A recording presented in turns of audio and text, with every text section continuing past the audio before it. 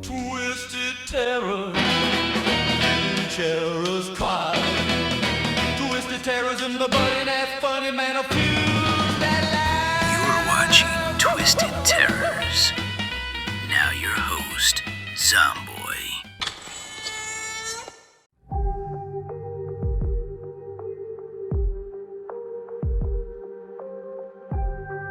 Welcome to another episode of the Undertone podcast, where we talk about all things creepy.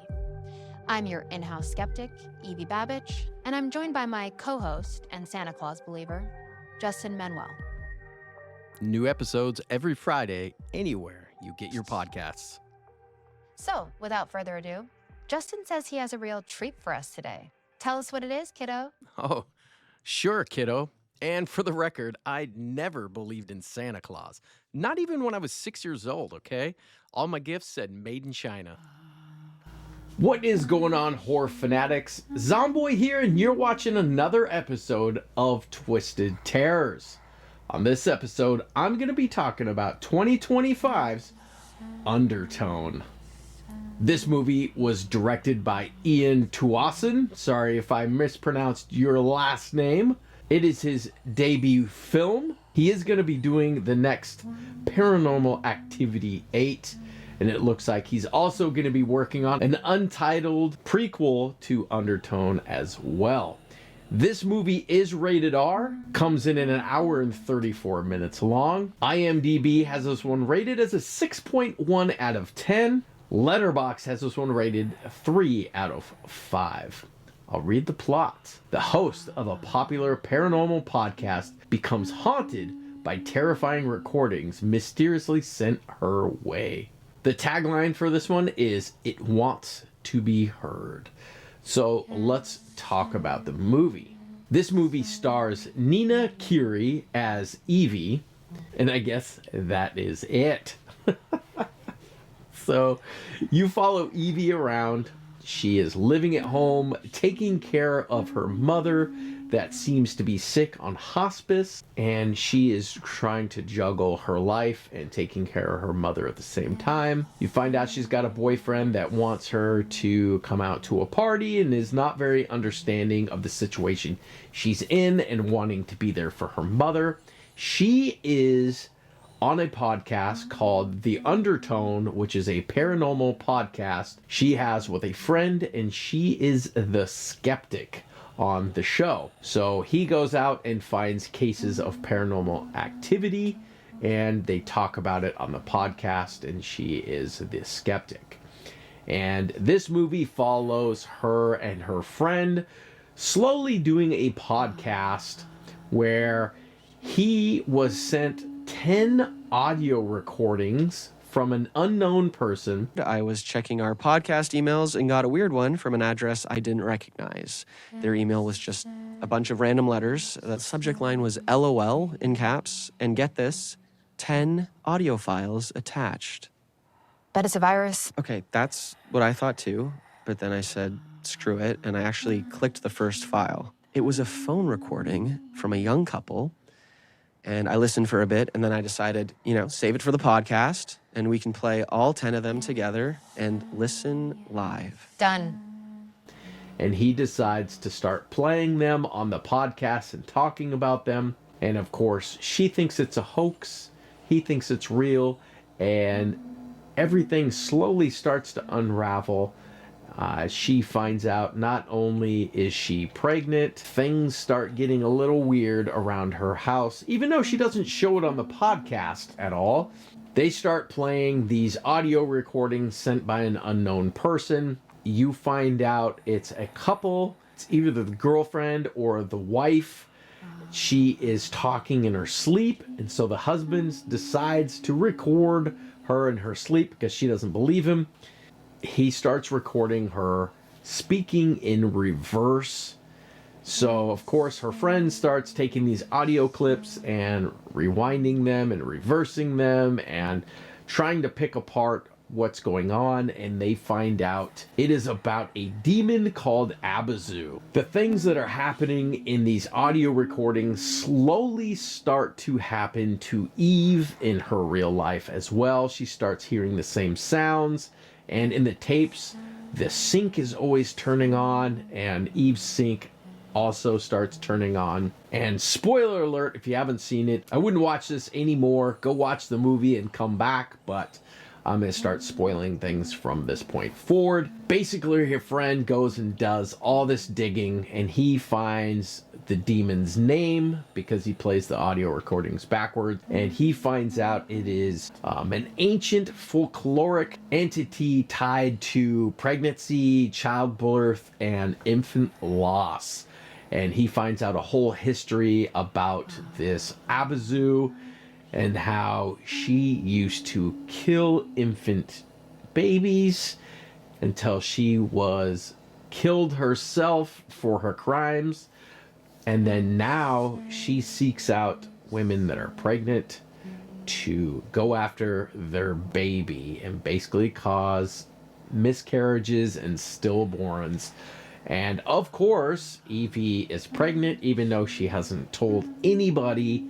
While this is going on, she's still trying to take care of her mom, who is very religious. Things really start unraveling at this point. She thinks she's going nuts. She's seeing things. She's hearing things. Sometimes they're doing the podcast and you're hearing this audio that you're not sure is coming from the speakers in her podcast, or behind her, or in her house, as she's trying to figure out what's going on. And so they ask callers to call in if they have any information about the people that might be in these audio recordings.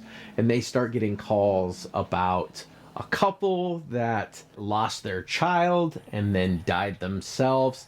And one of them was talking about how there was all these crayon drawings all over the house walls when the police went in.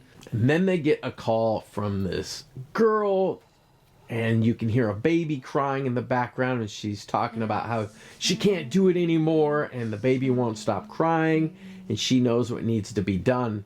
And Evie's trying to talk her down, telling her she's a good mother and everything will be okay. She ends up unaliving the baby live on air on the podcast. And this is where things get absolutely unhinged, as Evie starts hearing children's rhymes playing in her house, and her friend can hear them over her microphone and is yelling to see what's going on. Jesus Christ. Evie, hello? Evie, can you hear me? Evie, hello? Wait, Evie, I can't hear you. Hello? Evie, where are you? Oh my God. Evie! And you can see that her walls are now covered in crayon drawings, floor to ceiling, as she thinks maybe she hears her mother upstairs, who's can't move or talk. And she slowly starts going up there as all these sounds are going on. And the last scene is she's in her mother's room, and her mother's standing in the bathroom and turns around and runs at her. And that is the end of the movie. So this movie does leave you with some questions. Is that a bad thing? I don't think so. If you like A24 films, you'll be prepared for this movie. It is a slow burn. From the get-go, it spends a lot of time going from learning who the characters are, even though it's basically just Evie, her mom, and her friend that does the podcast with her. The friend, you don't ever see him. He's just a voice on the other side of her headphones. And the mother never talks or wakes up. She's basically lays in bed through the whole movie. So Evie, who's played by Nina Kiri, is the entire movie, and she does a great job keeping you in the story and wanting more. This movie, for me, never got boring because it's just got some different things going on when it comes to the audio recordings of when they're doing the podcast. There's all these nuances in the background of sounds going on that you're really never sure are in her head, in her headphones, in her house. You really never know. And this movie does an exceptional job holding the tension. And let me tell you, there was a couple times where I just kind of wanted to lean forward in my chair just to hear a little bit more and see a little bit more. And it's not too often I want to do that. And there is one scene in this movie, literally the hair on my arms stood up straight. And I haven't had that happen in a long time. Now, this movie is not full of jump scares. It is full of like true horror. The sound design and the atmosphere of this movie is what really draws you in and pulls you into the story. And I really like that. It's very original when it comes to the type of movie it is. Now, it does have some slow parts, but for me, I was okay with that. I was locked in from the get-go. You know, I was really excited to see this movie, and when it came out, I saw the hype behind it, which scared me a little bit, but for me, it held up to everything I wanted it to be after I watched it, and I was pretty stoked about that. You know, for a movie that's filmed in one location with basically one character, they really hold you in your chair for the hour and 34 minutes. It never gets boring. And that's hard to do when it comes to a movie like this. You know, it's really easy to get boring and get old when it's filmed in one location like that. The things I liked about this movie, and I think I mentioned it already, is the building of dread and tension over time in this movie is spectacular. It slowly starts in the beginning with just little things and ramps up to this full-blown audio sensation at the end, which really just not only is visually good, but it sounds amazing. And I think that's what pulls this movie through. I already mentioned being shot in one location. This movie kept me very entertained. I talked about the sound design already. That was amazing. I talked about my goosebumps. That doesn't happen very often. It's basically a found footage without the footage. And I like that. You know, the only thing that I would say maybe I didn't like was just it left me with a lot of questions at the end that I wish were answered.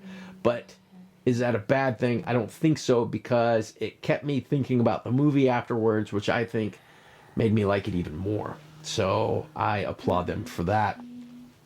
Some of the fun facts on this movie.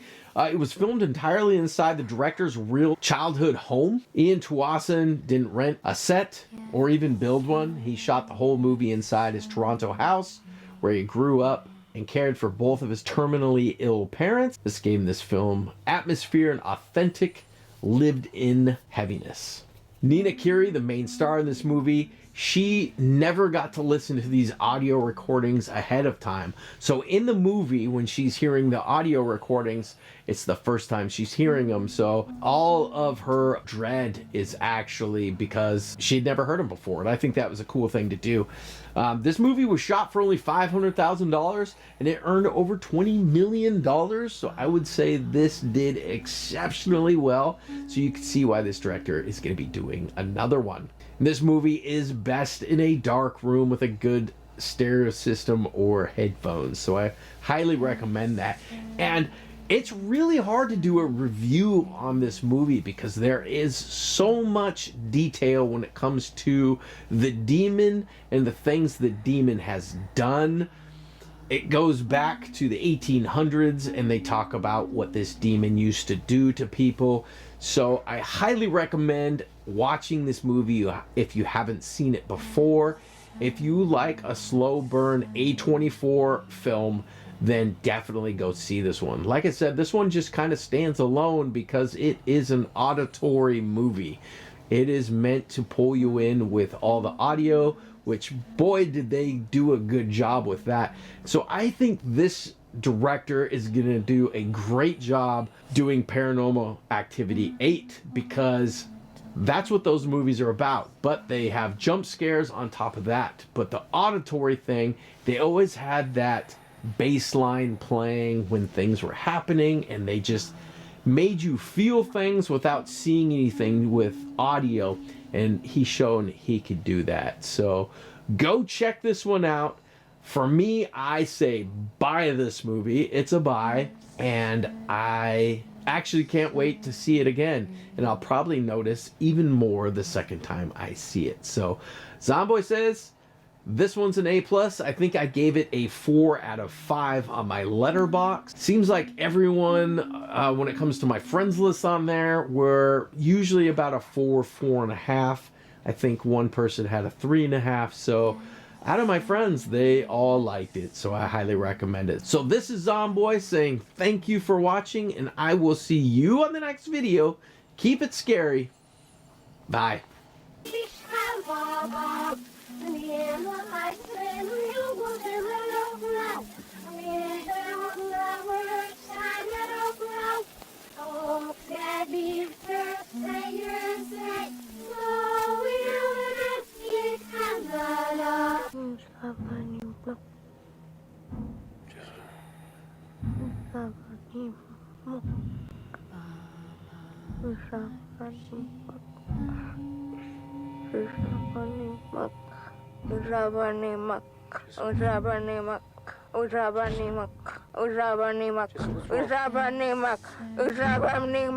Uzabanimak.